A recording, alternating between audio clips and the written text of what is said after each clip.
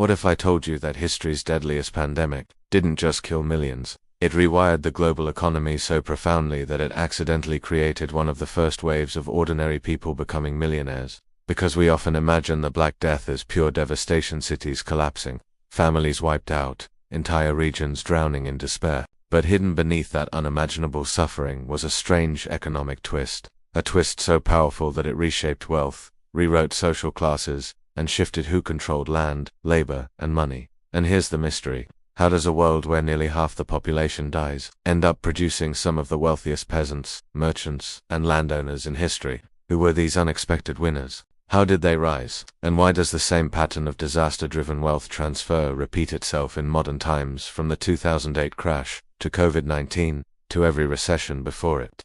Today, we uncover the forgotten story of how the Black Death didn't just destroy society. It quietly minted a new class of millionaires.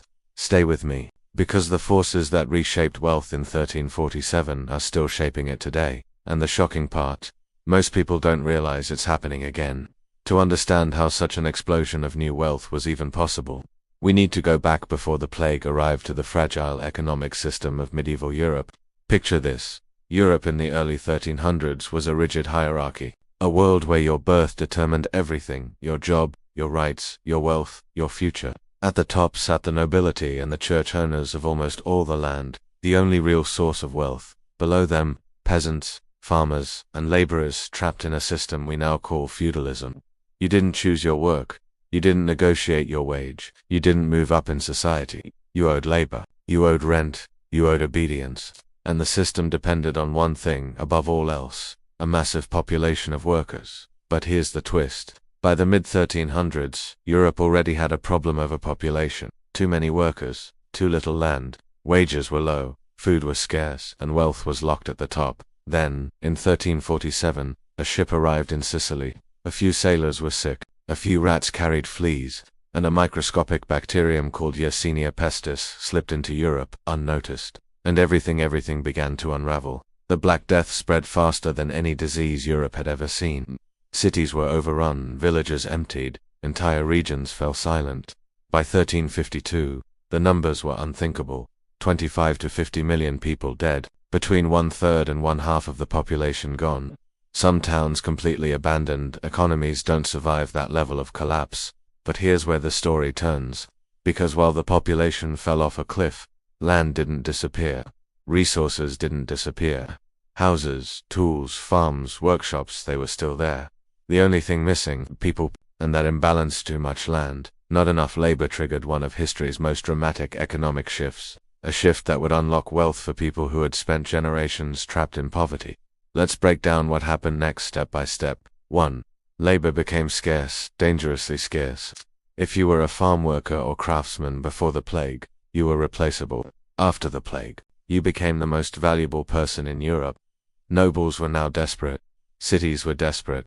Merchants were desperate. And so, wages soared. Not by 5%, not by 10%. In some regions, wages rose 200 to 300% within a single generation. Imagine earning triple your income simply because there aren't enough people left to do the work. 2. Peasants gained bargaining power for the first time in history. For centuries, peasants had been tied to the land, forced to serve their lords. But now, peasants could leave. They could renegotiate. They could demand better conditions. Some could even choose who they wanted to work for, and landowners, terrified of losing workers, often agreed. This had never happened before. 3. Land became cheap. Very cheap. With so many people gone, abandoned farms and empty houses became common. Many nobles who relied on rents were suddenly broke, so they sold off land, often at low prices. And who bought it? Former peasants, merchants, craftsmen, anyone with cash. For people who had never owned anything in their lives, land ownership became their path to real wealth. 4. Inheritance created instant wealth. Families with 10 children suddenly had only one survivor. That one survivor inherited everything: land, tools, livestock, homes, savings. A poor family could become wealthy overnight simply because fewer heirs existed. It was tragic, but also transformational. 5. A new class begins to rise. This combination: higher wages, cheaper land, increased mobility, and sudden inheritance created a new economic group, the first real middle class in Europe: Peasants became landowners, laborers became entrepreneurs, merchants expanded their power, and some families who had been poor for centuries suddenly controlled more wealth than minor nobles. These were the quiet millionaires of the 14th century, people who didn't conquer land, didn't inherit castles. They simply survived a system-shattering disaster. But here's where the story gets even more interesting, because the elites noticed something. Their power was slipping. Peasants were earning too much. Merchants were buying too much land. Wages were rising too fast. And so the ruling class panicked. Across Europe, governments passed emergency laws to force the economy back to the old system. The most famous was England's Statute of Labourers 1351. This law tried to freeze wages, ban workers from negotiating, force peasants back to their original lord, punish anyone who paid higher wages, criminalize excessive labor mobility. But here's the twist: it didn't work. You can't legislate away a labor shortage. You can't force people to accept starvation wages in a world where everyone needs workers. Instead, resentment grew, and eventually, the peasants pushed back. The next decade saw revolts across Europe. The English Peasants' Revolt 1381. French Jacquerie Uprising, wage rebellions in Florence, Flanders, and beyond. These weren't random. There were economic revolts fueled by people realizing their newfound value and refusing to return to the old order. The Black Death hadn't just redistributed wealth, it had redistributed power, and nothing could reverse it. By the time Europe stabilized, the world looked completely different.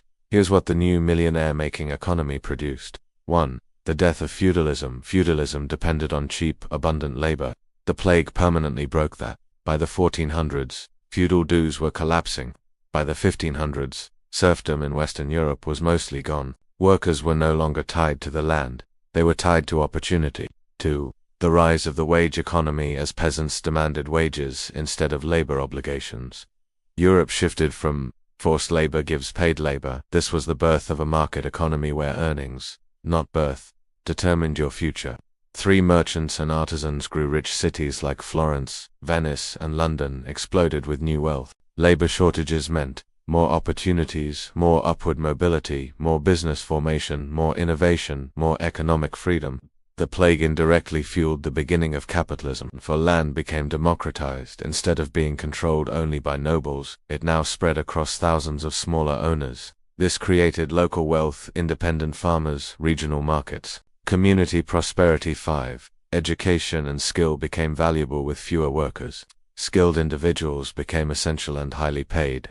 This led to better schools, more literacy training guilds, early universities growing in influence. The millionaires of this period weren't lottery winners. They were people who filled the skill gaps left by the plague. 6. Women gained economic independence with so many men gone. Women entered new roles in farming, trade, craft industries, local governance. Some women inherited land and wealth directly, another major route to newfound prosperity. The Black Death didn't just kill half of Europe. It reshaped who held wealth forever. Elites tried everything: wage caps, mobility bans, labor laws, rent controls, punishments for overcharging, reinstating feudal obligations, special taxes on peasants. None of it worked. Why? Because you cannot legislate away supply and demand. When labor is rare, workers gain power. When land is abundant, ownership spreads. When elites lose income, they lose control. The plague didn't just break the economy, it broke the ability to manipulate the economy. And that's the real reason a new class emerged. Here's the part most people don't expect. The same wealth-shifting pattern repeats in every crisis. Let's look at the most recent example. 1. The 2008 financial crisis. Millions lost homes, unemployment surged, governments bailed out banks. But at the same time, investors with cash bought properties for pennies. New millionaires emerged. Wealth inequality exploded. Crises redistribute wealth always. To COVID-19 pandemic, global shutdown, businesses collapsed, workers suffered. But during the same period, billionaires added over $5 trillion to their net worth. Entire industries shifted power. Asset prices surged for those who already owned them again. Crisis gives wealth transfer. 3. The labor shortage of the 2020s. Just like after the Black Death, wages rose, workers gained bargaining power. Employers competed for talent. Remote work reshaped labor markets. A 700-year-old pattern repeating itself in real time. For real estate today, in many countries, older generations are passing on property. Heirs inherit multiple assets. Wealth consolidates in fewer hands. Property owners gain enormous advantage. Sound familiar? Inheritance after mass death reshaped medieval Europe.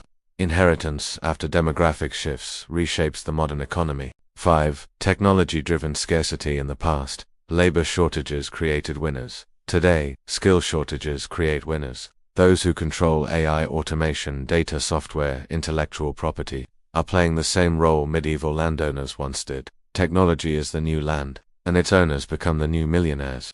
3 takeaways. 1. Disasters don't just destroy wealth, they redistribute it. The Black Death killed millions, but it also shattered an old economic system and minted a new class of wealthy workers, landowners, and merchants. 2. Scarcity creates opportunity. In 1348, it was labor. Today, it's skills, data, and assets. Those who fill the gaps win big. 3. Every crisis has winners and losers, and the winners are always the ones positioned before the collapse. This was true in medieval Europe, true in 2008, true in 2020, and it will be true in the next global shock. A final warning: wealth is not static. Power is not permanent. Every crisis rewrites the rules. The question is, when the next global shift hits, will you be on the losing side of history or the emerging class that benefits from it? Just like those unexpected millionaires of the 14th century. If you want more deep dive videos on hidden economic history, financial paradoxes, and the shocking patterns repeating today, hit the like button, subscribe, and turn on notifications, because the next video will reveal the modern industries most likely to create the next wave of crisis-era millionaires. And trust me, you don't want to miss it.